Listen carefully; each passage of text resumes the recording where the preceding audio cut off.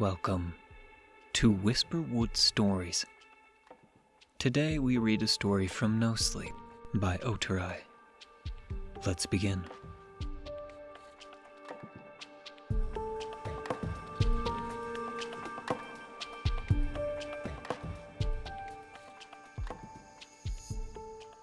I'm terrified of playgrounds.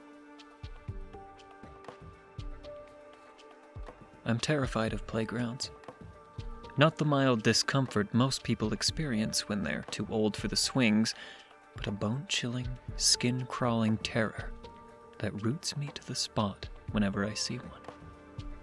This fear isn't irrational, nor did it appear out of nowhere. It's the product of a series of harrowing experiences during my childhood. It's a strange fear, I know. Playgrounds with their slides and swings are usually synonymous with joy, laughter, and childhood innocence. But for me, they evoke memories of a time when a sinister threat was hiding in plain sight.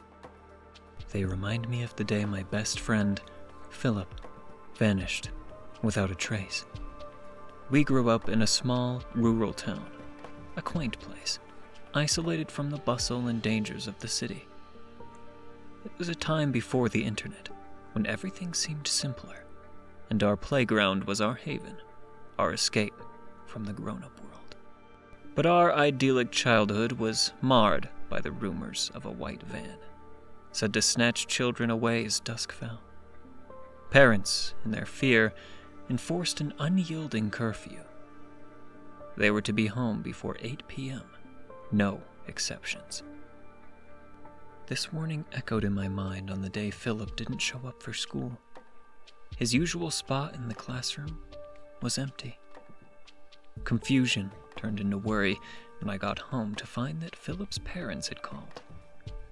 He hadn't returned home the previous night. I had seen him last at the playground. We had left around 7:30 p.m., half an hour earlier than usual, laughing nervously at the rumors of the white van. But now, Philip was missing, and the playground didn't seem so innocent anymore. For a week, I steered clear of it. Its once inviting structures now seemed foreboding. The swings swayed ominously. The slides stood cold and vacant, and the once vibrant atmosphere was replaced by a silence that chilled me to the bone. Little did I know then that the true horror was just beginning. A reality so sinister that I would never look at a playground the same way again. I spent the days that followed Philip's disappearance in a haze of fear and confusion. The echoes of laughter and chatter that once filled our school hallways were replaced by whispers and heavy silence. Everyone was on edge, expecting the worst, but hoping for the best. The unease was so palpable that I did the unthinkable. Against all reason, I returned to the playground. I needed to know if I'd missed something, a sign of what had happened to Philip. It was just me there, alone with the setting sun casting long, eerie shadows across the playground. There was something off about the place. The air was thick with an unseen tension. It felt like looking at one of those optical illusion pictures, where an image within the image only reveals itself once you see it. And then, once you've seen it, you can't unsee it. It was around 7:30 p.m., the same time when Philip and I had last been there. For a moment, I considered staying until 8 p.m., testing the rumor of the white van. But the very thought made me shiver. It was a chilling prospect, imagining myself disappearing like Philip.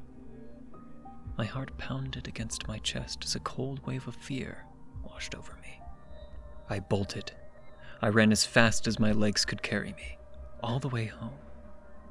The sight of the empty playground, once filled with joy, now felt like a cruel mockery of our childhood innocence. When I reached home, my mother asked if something had happened. I shook my head, unable to voice my fears. and retreated to the comfort of my room and my video games, anything to distract myself from the grim reality. Soon, our little town was swarming with police. The investigation, which had begun almost immediately after Philip's disappearance, ramped up. Officers interviewed us at school, their serious expressions a stark contrast to our usually carefree surroundings. We all understood the grim reality. The chances of finding Philip were getting slimmer by the day. Each passing moment felt like an icy hand tightening around my heart. Little did I know, the worst was yet to come. After my interview with the police, I hoped that that was the end of my involvement with the whole incident. I had shared what little I knew, that we were at the playground till 7:30 on the day Philip disappeared, but soon, school corridors were buzzing with whispers again. This time, with a chilling specificity. The rumor wasn't just about being out after 8 p.m. anymore. It was specifically about the playground, exactly at 8 p.m. and only on Thursdays. This was when the white van would supposedly show up to claim its next victim. This eerie specificity fueled a morbid curiosity among us, as twisted as it sounds. It was like the early analog version of TikTok challenges, only the stakes were deadly real. Some even dared each other to be at the playground at the said time to prove there was nothing to fear. I found it baffling, but then I wondered, maybe the police had already combed through the playground and found nothing because they weren't looking at the right time. Or maybe they weren't seeing what only children could see. As the weeks went on, the police investigation eventually wrapped up, presumably without any substantial leads. The fate of my best friend remained a mystery, but our town was irrevocably changed. What once felt like a safe, rural haven now seemed like a prison, its residents held captive by a creeping dread. Then, the unthinkable happened. One Thursday evening, 4 more children vanished, all at once. They were the ones who had dared to challenge the rumors. The town was thrown into fresh chaos. The police were back, and another round of investigations started. The rumors, it seemed, were far from baseless. I felt a sickening sense of dread and guilt. I knew those kids were at the playground that night, but like everyone else, I had dismissed it as a foolish dare. The enormity of the situation was too much to bear, and my mind began to spin. I made the decision. I had to go to the playground. I had to see it for myself, to understand what was happening at 8 p.m. every Thursday. I resolved to remain hidden, though, hidden in the nearby bushes, armed with a pair of binoculars, watching, observing. The fear, the anticipation was unbearable. Nightmares invaded my sleep every night. Scenes of the white van and the empty playground replayed endlessly in my mind. I was seeing a therapist during this time, someone to help me deal with the grief and anxiety that had taken over my life. The advice they gave me was to confront my fears. And so, in a twisted sense, that's what I decided to do, but from a distance, hidden in the safety of the bushes. Nothing could happen to me there. Right. So there I was, Thursday evening, 8 p.m. Not on the playground, but on its fringes, peering through my binoculars. The last of the children had left around 7:45 p.m., their lingering laughter still echoing in the deserted playground. I watched the slide, the swings, the seesaw, the jungle gym, but nothing seemed out of the ordinary. Just the usual playground equipment standing in the eerie silence of the night. But then, I looked back at the slide, and suddenly, it hit me like a ton of bricks. A flash of memory washed over me, an almost photographic projection of a moment from the past, a moment with Philip. And then it hit me.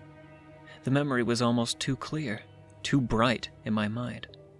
Philip and I playing on the playground, him sliding down the slide, his Mario cap proudly displayed on his head. He loved Super Mario Bros., especially after Super Mario Bros. 3 was released. We were both obsessed. He was always Mario, and by default I ended up as Luigi, and that was fine by me. I remember him complaining about the slide that day, his words echoing in my mind now. "This slide sucks. It's like Luigi's slide," he'd said, referring to its green color. He claimed that Mario's color, red, would make it much better. That was Philip, always seeing the world through a lens of video games. Now, standing on the fringes of the playground, staring through the lenses of my binoculars, I saw it. The slide, it wasn't green anymore. It was red. A familiar red. The exact same red as Philip's Mario cap. And not just the color, the shape too had altered. It was steeper, almost menacing. It was as if the slide had transformed, mirroring the sinister events that had been unfolding in our town. My mind raced back to the other times at the playground, recalling eerie changes that we had dismissed as products of our vivid imaginations.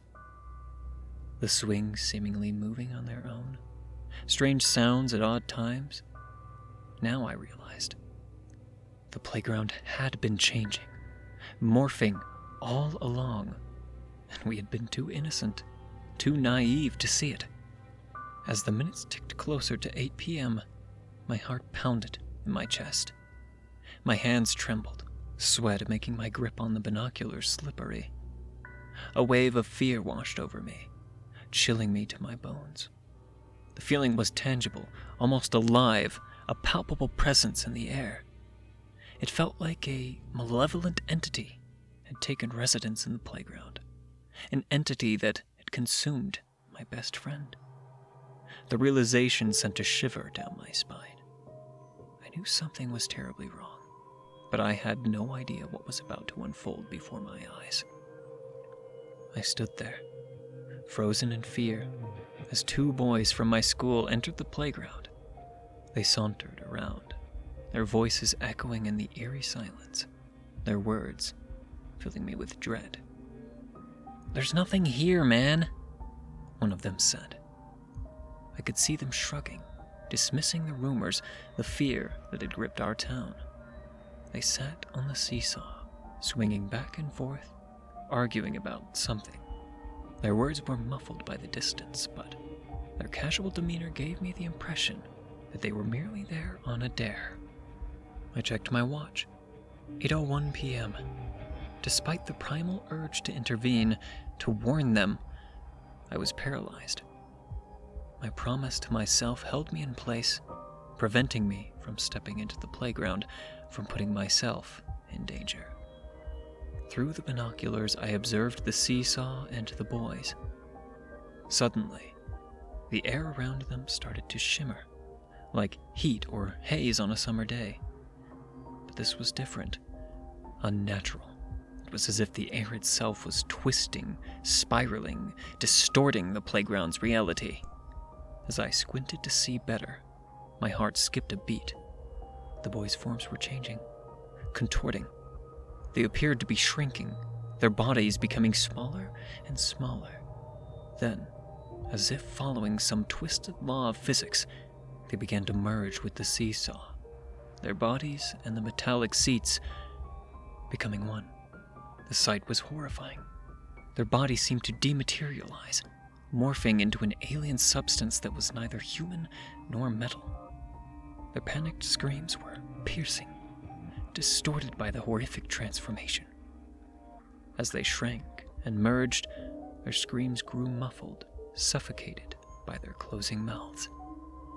Fear gripped me, making me nauseous, but I couldn't tear my eyes away from the grotesque spectacle. I stood there, horrified and mesmerized as the boys disappeared.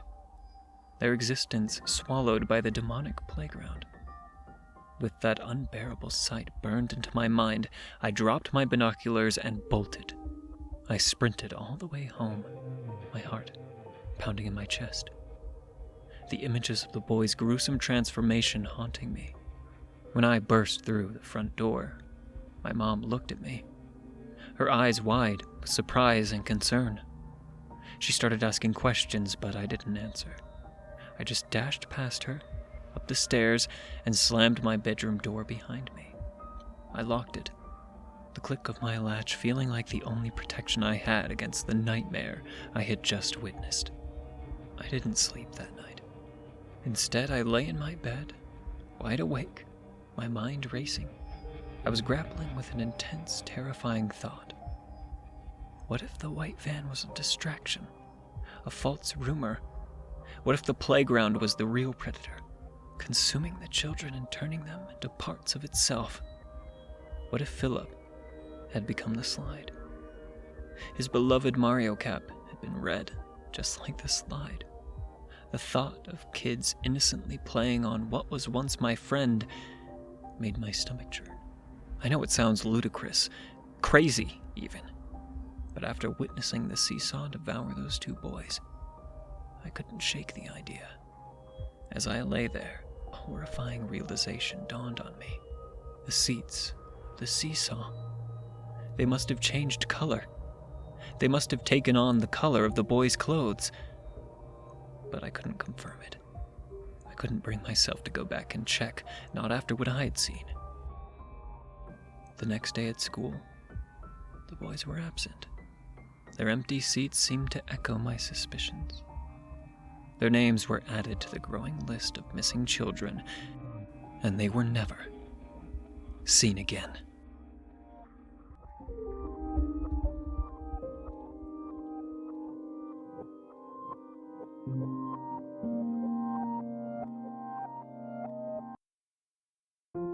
Thank you for listening to Whisperwood Stories. If you enjoyed, don't forget to comment, like, and subscribe down below. Do you have a story that you'd like me to read here? Consider commenting or sending it to whisperwoodsubmissions@gmail.com. The story in this video was read with the author's permission. Thank you again for listening, and be sure to check out the original Reddit post. Want to support me? Check the link below where you can leave a tip if you wish. And remember, don't let the shadows get too close.